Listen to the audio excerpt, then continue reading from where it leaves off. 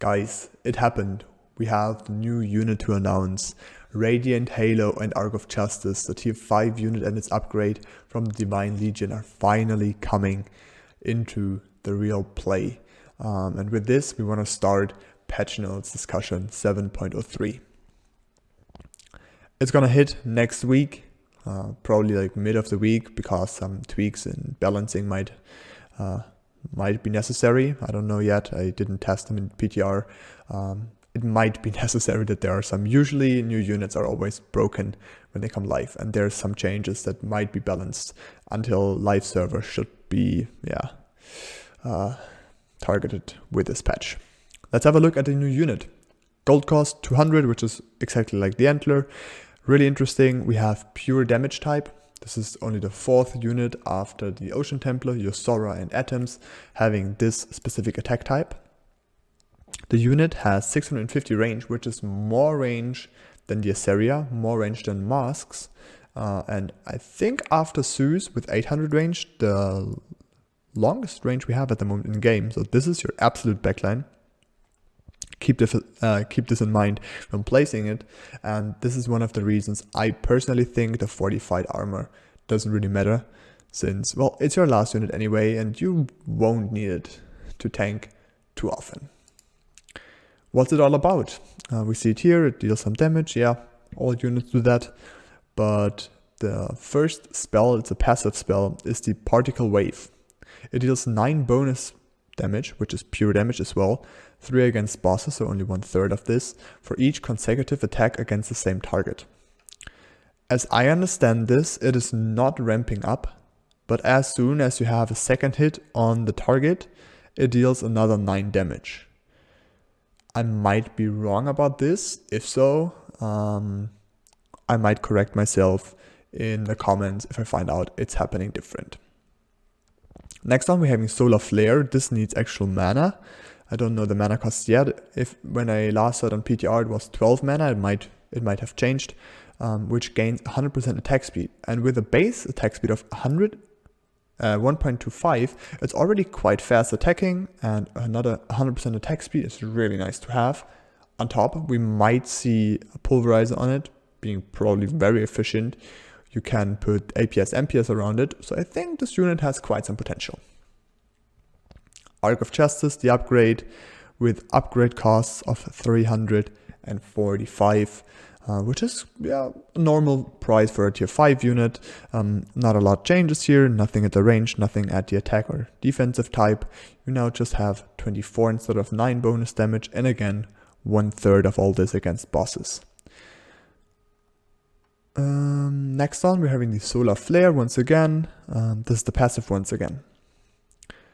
Those units, at least the first one, it looks like a little bit like a portal, I have to say, and the second one looks a little bit similar to I kind of have a mix of a Trinity Archer and the Atlantean logo in mind. We can have a quick look here how it looks like. It looks kind of interesting, like an orb. Something like that I have in mind. It looks quite interesting to me, and I'm really looking forward to see the attack animations in the game.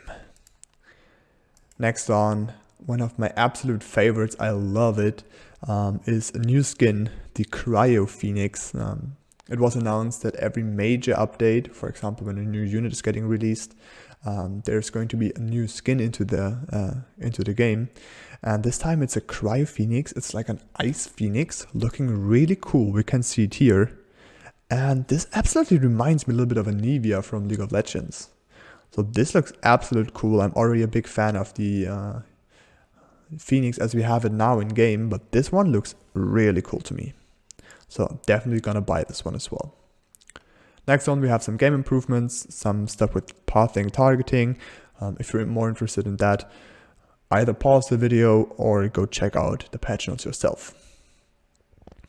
Now, game balance, that's what you're here for. That's what we want to discuss. Shutdown is getting changed. The bounty are reduced by 30%, but players go on fire faster. Well, as soon as I read that, I was, oh fuck, even faster. Players in my mind already go on fire way too soon, especially in the early and early mid game. There should not nobody has to be on fire there, okay? This is way too early. There's less bounty gold now and all this. Overall, bounty is getting a little bit nerfed. I think the best nerf for bounty would just throw it out of the game. It is not in a good state, especially not being based on power score. And look at this, there's reduced weight of Mythium and power score. Power score was patched every time since since shutdown is in the game, just to make shutdown work around power score. Well, what's about power score now? Like, I don't really like the situation at all. Come up with a new idea for a comeback mechanic, or just don't have a comeback mechanic. Well, Legion TD1, I never played it myself, but I heard a lot of people talk about the fight after wave 10. Well, that is something you can do for a comeback maybe. Anything but shutdown is really something. Get rid of it, get something new there. Totally hate it. Next one, we're having hybrid. I'm never playing hybrid, so I can't comment on the tier changes. I just know that a lot of hybrid mastermind players, well, hybrid is always mastermind, but a lot of hybrid players in classic queue tend to go a lot more workers even than the experienced mastermind players. So don't know if this is changing anything or not. After a long discussion in the Discord about how bad investment is actually compared to allowance, we see a little upgrade here. Well, I don't know if I like it. It still feels really bad to me, the spell. You just gain 0 momentum, because when you take it on after wave 10, you get nothing. You just, on this one wave, you just get nothing. You get no pressure, you have not another worker on the next wave because you only get 36 gold. So there's nothing really you can do with. I'm still no fan of investment. Probably any other spell is a lot more worth it. But, well, yeah, it's here now. Let's see, maybe it's hammer good. I can't know yet. Next one we have Loan. The buff investment god is same as the nerf on Loan. Damn it. 36 income minus. That's a lot. That is a lot, I have to say. Loan is going more and more into a direction I don't want it. Soon, I think Loan might be in a spot where you only take it if you really need this massive gold, because Loan push, where you just take the 200 gold and push 4 workers for it, that is probably not too much of an efficient call anymore. So it's getting worse a lot. I've played Loan push twice today and it felt already bad, and my value was always really low, even though it had sent huge cents on 12 and 14, and still I was undervalued on 15.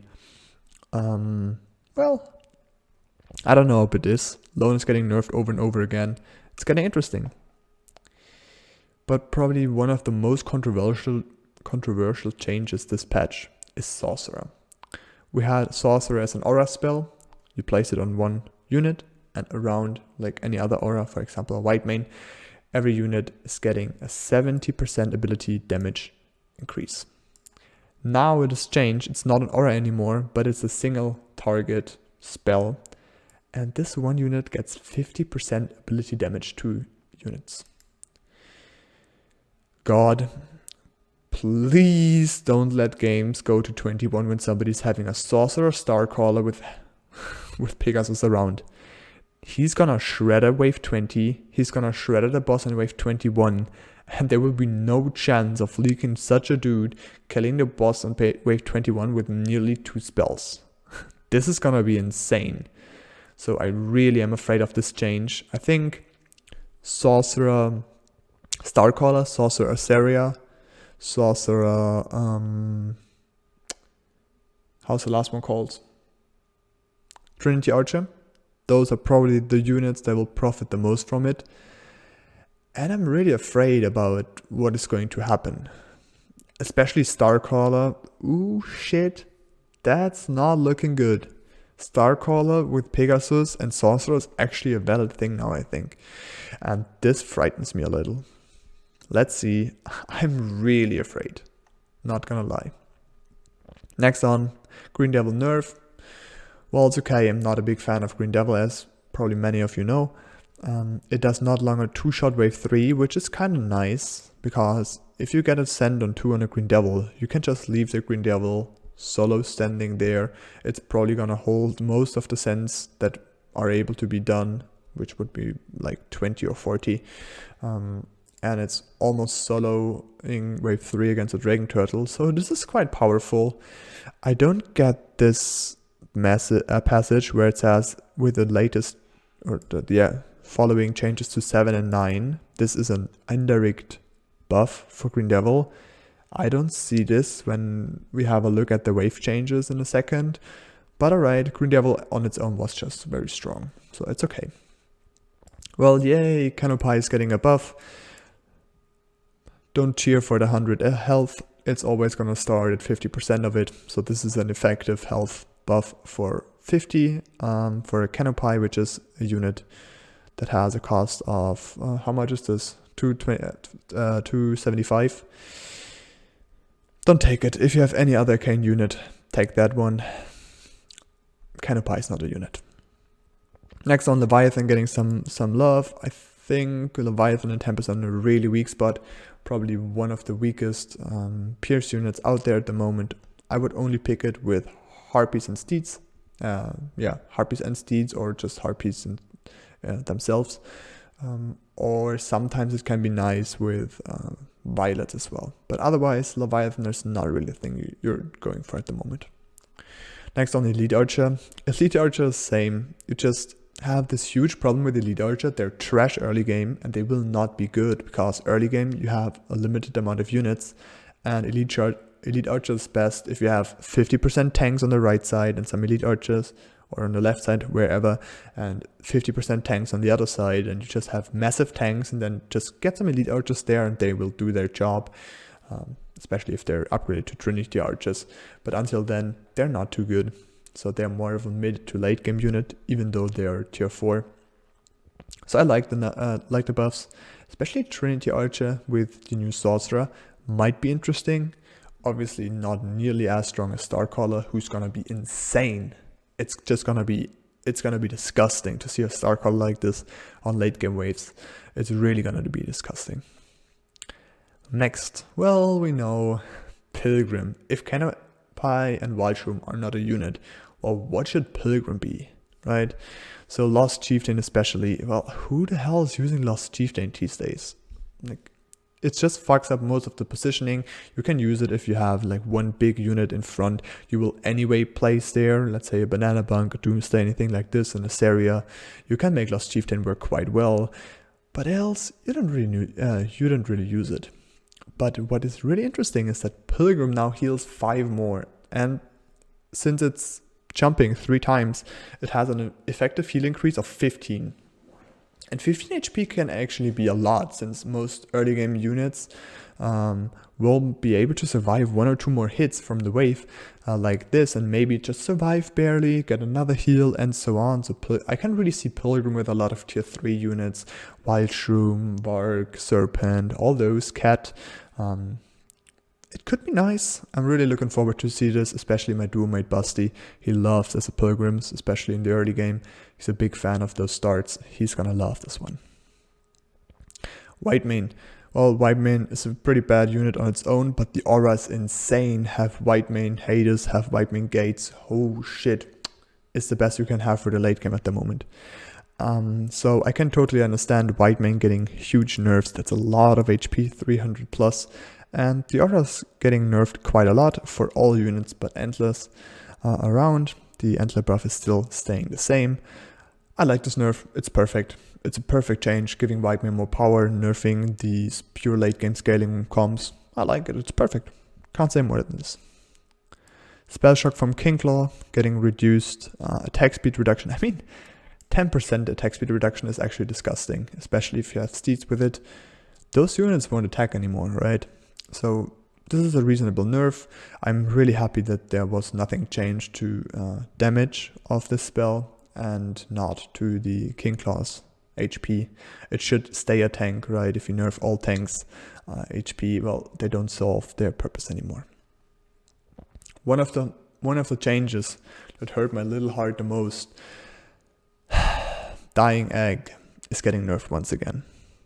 I don't know why you still wanna beat up this poor dying egg laying on the ground already, but now the reduction from hatching an egg early from minus 17.5% per stack, all right, to minus 20%. Oh my fucking god, it's another 2.5% per stack where dying egg is losing a lot of power. So that will hurt a lot, and it will be even more the aim for players, the goal for players to protect their XX, as it says here.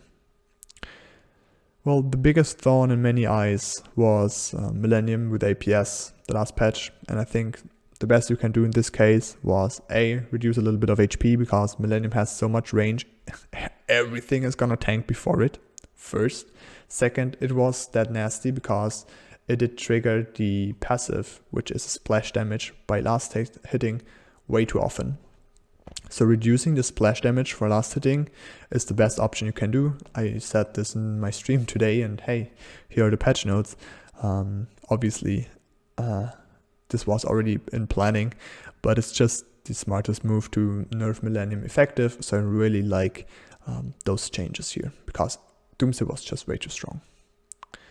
Hades, we have Hades here in the list, which was interesting because we discovered a new mercenary coming soon, and so we wondered, the new mercenary is called Imp, looks a little bit like the Imp, what is the difference?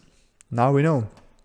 Hades are not summoning imps anymore, but they're summoning Tananus. I have no clue if I somehow pronounced this right, probably not, but this is a way bigger creature. We can see it here, the mana costs are over double the price of an imp. Therefore, the mana regeneration is increased a little bit, so it's around doubling the costs with a lot more health, 430. We have a lot more DPS, and it's now a ranged unit. So it looks like a Drake, so it's probably just a bigger Drake, which makes a lot of sense, having LD spawning a little Drake, and then there's this huge Drake coming here, 2000 health. It's insane. I really look forward to test out Thanatos. It's probably still good with steeds, especially with the new mana regeneration being a little bit higher, so Starcaller are gonna profit from it as well. Really look forward to this, and since we already know the new mercenary is gonna be the Imp, it's not here in this patch, but probably coming next patch. I'm really looking forward for that one as well. Last but not least, we have some wave changes. I know, oh my god, it's already 18 minutes in it, and I was like, okay, we can do this in 10 today. Rocco's, the wave is not directly getting nerfed, but passively, since king damage on wave 6 is increased by 5%. So the wave is just not killing the king as fast anymore. Next on, we're coming to the wave 9 and 7 changes. I really can't understand. You just give the wave a lot more attack speed. Here it is, which is, what is this? 30%? 35%. I did not calculate it, so don't judge me on that. You give it a lot more attack speed, but the DPS stays the same, or is even getting reduced a little bit. Where's the Green Devil nerf? Isn't Green Devil only reducing 40%, or is there now flat damage reduction? I might be wrong and there's already flat damage reduction. Then it's an indirect nerf. I might be wrong about this part.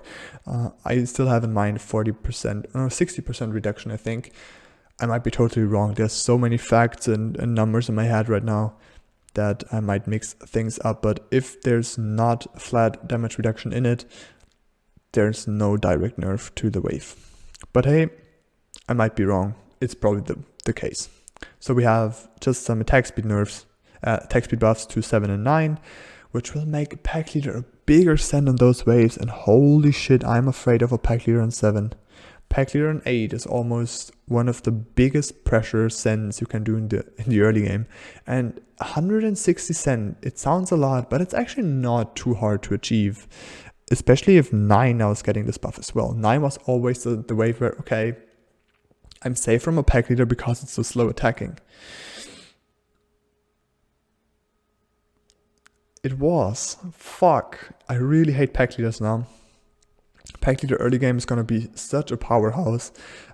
This is one of the waves, I think, that try to make the games a lot shorter these days. I just fear there's going to be the new wave of early game hardcore sending where you like run into Centaurs on 9 every game, or just Pack Leader Mole, something like this every time on 9. I just hope it won't come that far. Next on 16, one of the hardest waves to hold at the moment, getting a small attack speed nerf. 17 above, 18 a nerf again. I felt like 16 was a lot too strong, 17 and 18 were fine, but well, I think they just want to shift some power from 16 to 17 here, and then some power to 19 again, which got a nerf above as well. Last but not least, and I love this change. For one reason, I saw wave 21 way too often these days. Any game that went to 20, I think one maybe didn't, but all the other games that went to 21 as well, because wave 21 is just so much stronger, and 20 can be counted by a lot of those late game comps that now got nerfed luckily. But now wave 20 got 10 more attack damage, and I think if I'm right, it has around 4 to, no, I think it's more than 4 attacks per second. It's like 6 or plus attacks per second. Well, that's a lot of DPS increase. And I'm a little bit afraid now because you can get outrolled on 20 quite hard. So returning some glory to Megabeos is totally right. I just hope games won't go till 20, because then it's a pure coin flip on your roll, or if you somehow have Starcall or Sorcerer.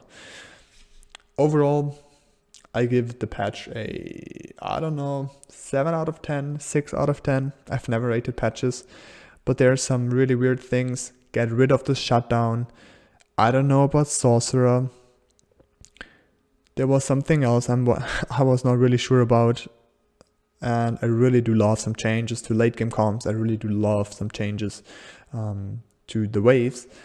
Maybe 7 and 9 is not my favorite yet, but we will see, we will discover. And if there's anything new, I will inform you in one of my videos. Until then, have a lot of fun and enjoy the new patch as soon as it's live. And yeah, see you on Twitch. Bye bye.